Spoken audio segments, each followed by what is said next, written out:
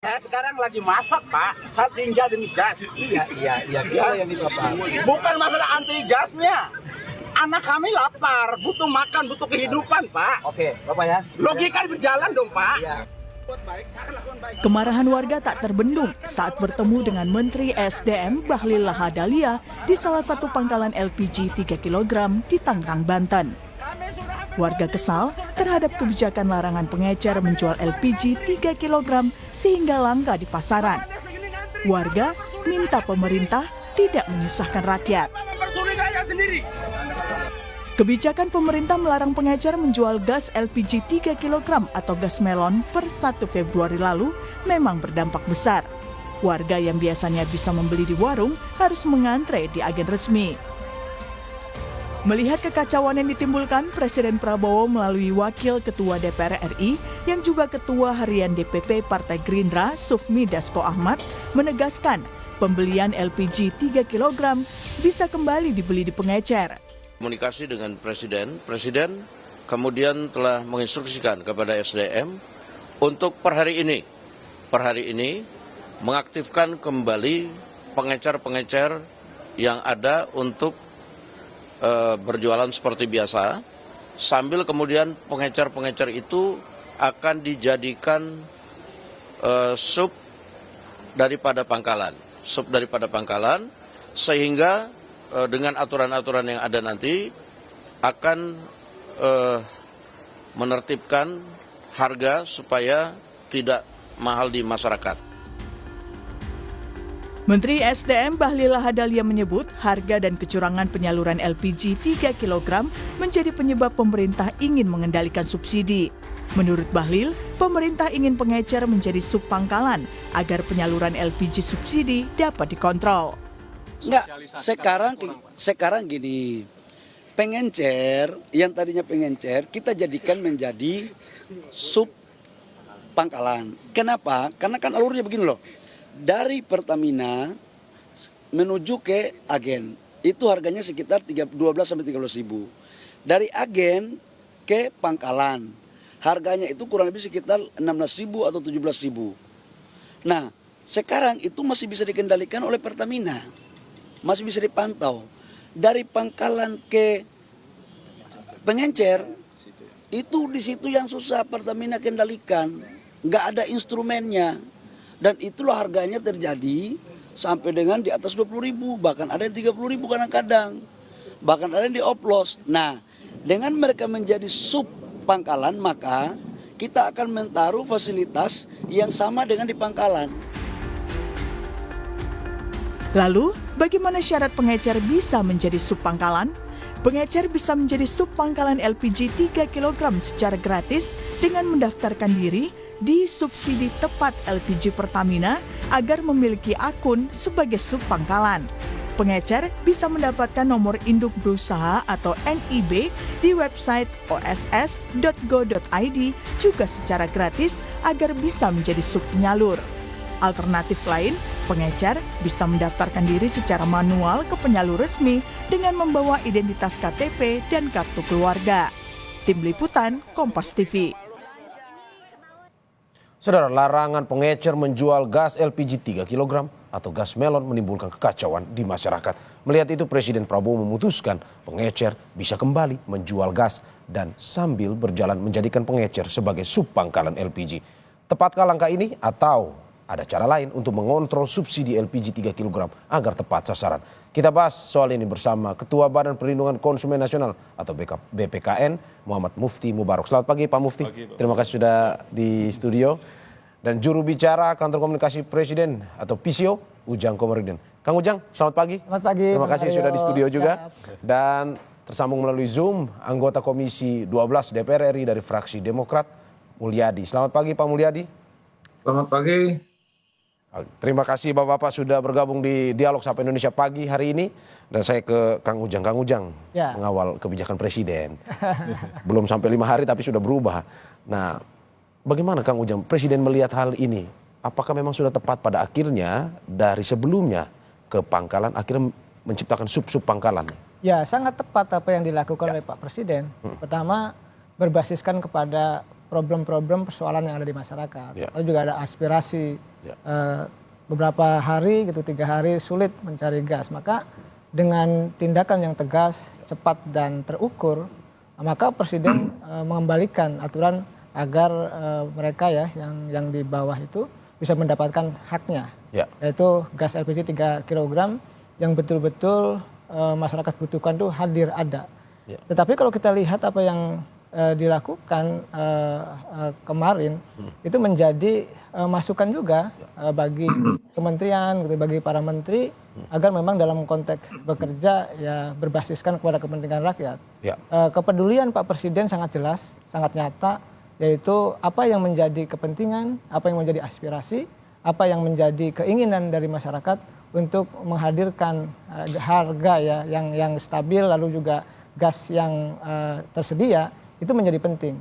Oleh karena itu langkah ini adalah langkah strategis sehingga apa yang dilakukan Pak Presiden menjadi solusi bagi seluruh rakyat Indonesia, bagi publik melihat bahwa persoalannya langsung selesai, langsung tuntas. Ini yang menjadi keinginan kami bahwa ketersediaan gas LPG 3 kg itu ya tidak sulit masyarakat untuk mengakses.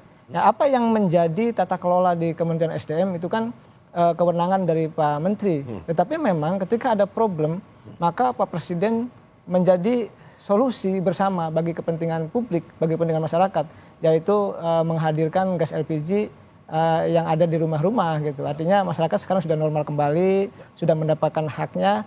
Tinggal bagaimana ke depan memastikan bahwa program ini tepat sasaran. Lalu juga tidak ada oplos-mengoplos. Yang ketiga juga harga nanti juga stabil.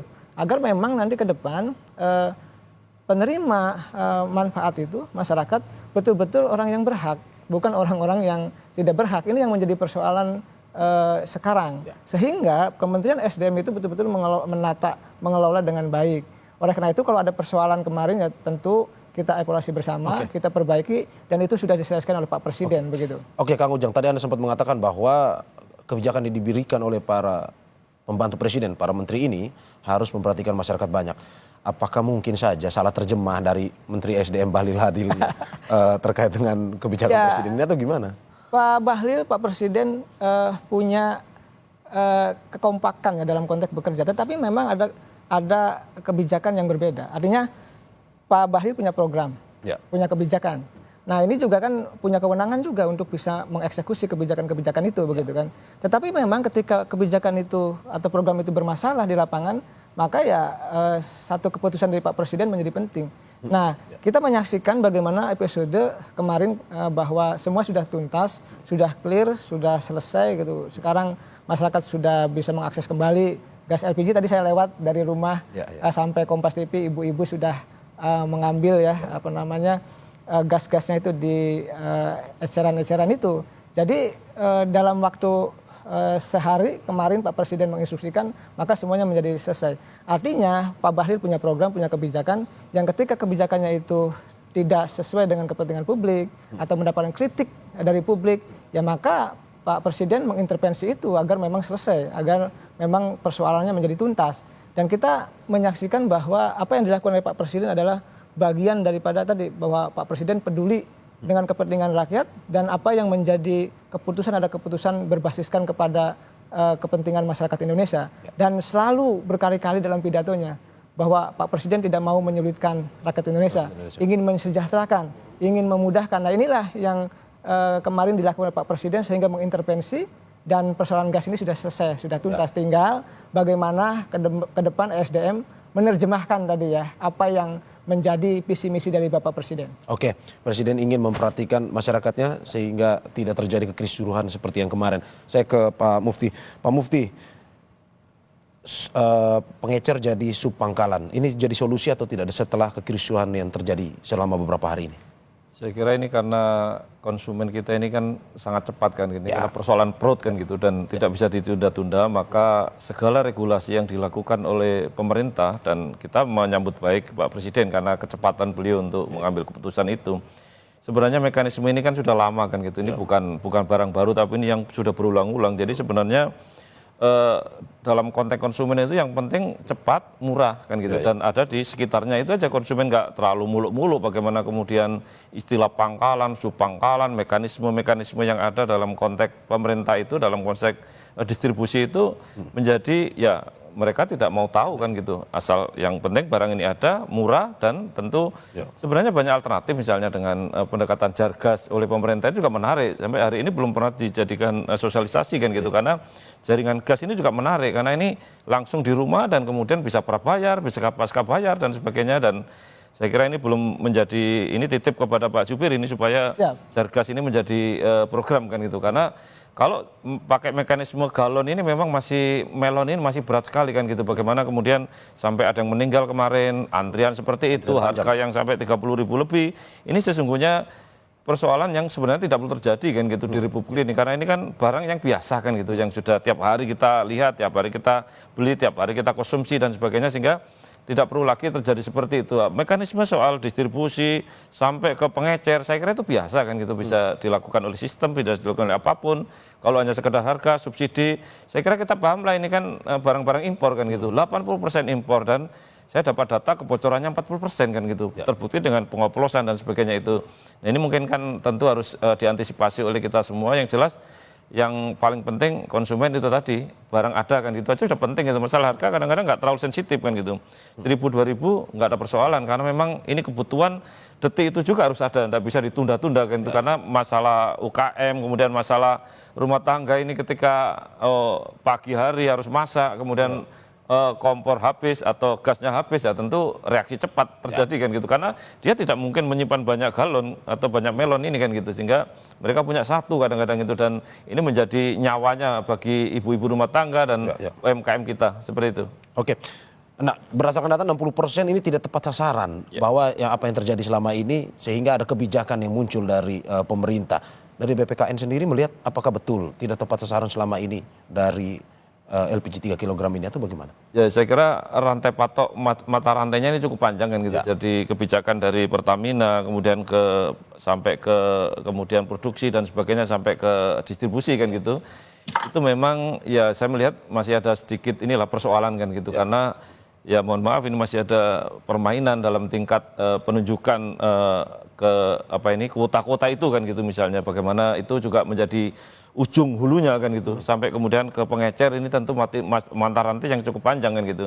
Tetapi bahwa subsidi ini tentu harus dipahami, ini adalah kebutuhan rakyat, yang tidak hanya sekedar ngomong subsidi, kan ini juga anggaran untuk rakyat kan gitu. Artinya kita tidak perlu lagi bicara soal subsidi tidak tepat sasaran, tetapi bahwa kebutuhan perut ini nggak bisa ditunda-tunda kan gitu. Artinya ya sudahlah, ini untuk hal ini mohon pemerintah sadar kan gitu. Artinya jangan hanya sekedar anggaran sekian, tetapi kan ini untuk rakyat, bukan untuk siapa-siapa kan gitu. Jadi sebenarnya kalau mekanisme tidak tepat sasaran, memang saya kira ini perlu dirapatkan dulu dengan DPR dan kemudian dengan masyarakat, bagaimana supaya tidak terjadi subsidi yang tidak tepat sasaran kan gitu. Artinya ya bagaimana kemudian kami semua misalnya ketika kami kehabisan LPG yang 3 kilo, kemudian cari yang tidak subsidi, ini barangnya nggak ada kan gitu. Kami cari di mana, ini nggak ada kan gitu. Sampai harus, saya sendiri misalnya harus ke Jakarta Pusat untuk mencari yang 12 kilo, atau nggak ada di situ. Jadi pemerintah belum memberikan satu alternatif ketika subsidi misalnya kemudian diatur, dan kemudian yang non subsidi ini harus hadir juga di situ dengan cukup jelas kan gitu, di mana barangnya dan kami beli di mana, dan itu perlu didorong, jangan hanya sekedar subsidi tidak tepat dan kemudian tidak ada alternatif. Itu yang saya kira penting. Oke, saya ke anggota Komisi 12 DPR RI, Pak Mulyadi. Pak Mulyadi, hingga saat ini seperti yang saya sudah sampaikan tadi, bahwa tidak sampai 5 hari kebijakan berubah. Sebelumnya pengecer dilarang berjualan, tetapi pengecer akhirnya bisa menjadi subpangkalan karena kekisruhan yang terjadi. Dari DPR melihatnya seperti apa? Jadi sebetulnya begini, dari tata operasionalnya sebetulnya nggak ada perubahan. Jadi sebetulnya kita 2 hari yang lalu sudah raker dengan Menteri, yang dihadiri juga oleh Pertamina, bahwa skenario yang kita setujui di DPR, bahwa pengecer itu menjadi subpangkalan. Jadi operasionalnya tetap berjalan seperti biasa. Namun mungkin di lapangan ada miskoordinasi, sehingga seakan-akan pengecer itu harus ditutup seluruhnya. Ini yang menjadi panic buying ya, sehingga terjadi kepanikan, masyarakat seakan-akan merasa tidak bisa lagi beli di pengecer, dan mereka berbondong-bondong datang ke pangkalan. sebetulnya dari sisi konsep nggak ada perubahan. Hanya terjadi perubahan nama bahwa pengecer kita masukkan ke dalam sistem. Kalau dulu pengecer ini kan bukan bagian dari sistem yang bisa dikendalikan oleh Pertamina. Karena kenapa? Kenapa maksud dari menteri ini sebetulnya baik, yaitu bahwa supaya harga di pengecer ini bisa dikontrol. Kalau sampai pangkalan Pertamina dengan sistem IT-nya bisa mengontrol harga dan jumlah tabung yang didistribusikan ke masyarakat seberapa banyak. Tapi begitu pengecer membeli dari pangkalan, itu harga tidak bisa lagi dikontrol. Nah, ini yang menjadi keluhan masyarakat. Ini yang menimbulkan dari hasil penelitian 60% barang subsidi ini tidak tepat sasaran. Jadi maksud dari kementerian, pemerintah, mereka ingin mengontrol di paling akhir dari penyaluran distribusi ini, yaitu di pengecer. Sehingga kalau dia sudah masuk ke dalam sistem IT Pertamina, mereka bisa mengontrol setiap pengecer tiap hari berapa menyalurkan dan berapa harganya. Ini dalam rangka juga sebetulnya merespon apa yang disampaikan Pak Presiden Prabowo agar barang subsidi ini betul-betul tepat sasaran. Terus yang kedua, ini juga sekaligus membuktikan bahwa pangkalan itu belum berfungsi secara optimal. Karena konsepnya pangkalan itu yang diskenariokan oleh Pertamina, 80% pangkalan itu melayani langsung ke masyarakat. Hanya 20% yang boleh diberikan ke pengecer. Nah, ini praktek di lapangannya itu biasanya terbalik. Begitu pangkalan difungsikan secara optimal, mereka juga nggak siap. Karena mereka tidak terbiasa melayani masyarakat begitu banyak. Padahal skenarionya pangkalan ini harus melayani masyarakat 80%. Hanya 20% yang boleh ke pengecer.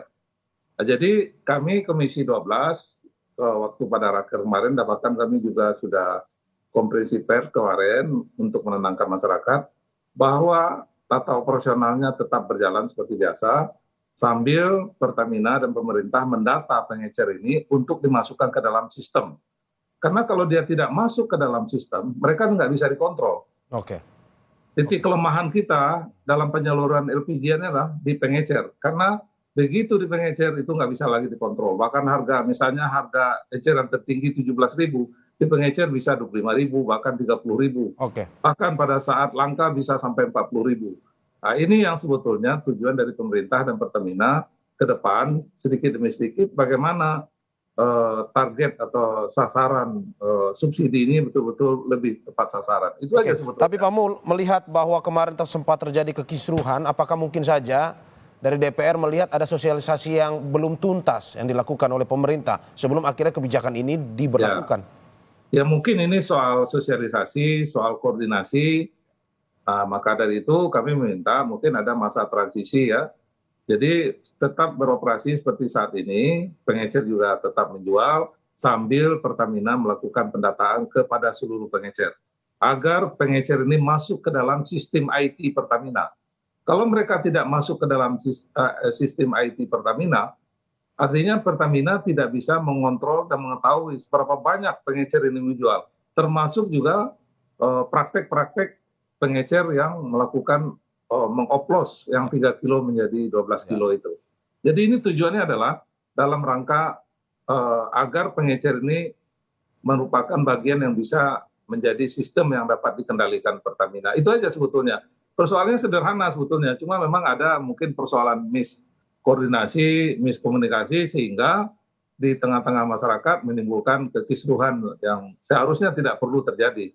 Karena prakteknya tidak ada perubahan sebetulnya. Cuma terjemahannya menjadi bermacam-macam. Nah, ini mungkin juga kurang sosialisasi mungkin ya dari pemerintah kepada pelaksana dalam hal ini Pertamina.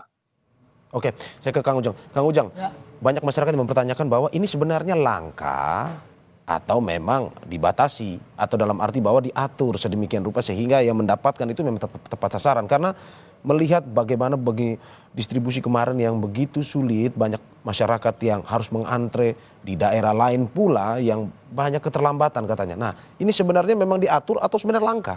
Ya, sudah terkonfirmasi ya. Pak Dasko juga sudah mengatakan, Pertamina juga sudah mengatakan juga di publik bahwa barangnya ada. sangat clear itu, sangat jelas. Ya. Yang jelas adalah ada penataan. Oke. Penataan selama ini subsidi dinikmati oleh orang-orang yang tidak berhak. Oke. Maka tadi kebocorannya gitu ya 60%. Oleh karena itu pemerintah perlu menata ini agar memang nanti kelihatan siapa yang membeli, ya, berapa yang dibeli, lalu juga berapa harganya, itu bisa dikendalikan. Nah selama ini kan harganya ya luar biasa berbeda-beda dan itu merugikan masyarakat. Nah dalam konteks menata regulasi ini tentu tadi mungkin ada mispersepsi, ada kurang koordinasi yang dianggap merugikan publik. Tetapi kan semua sudah diselesaikan oleh Bapak Presiden ya. Sudah clear, sudah jelas, semuanya sudah normal kembali.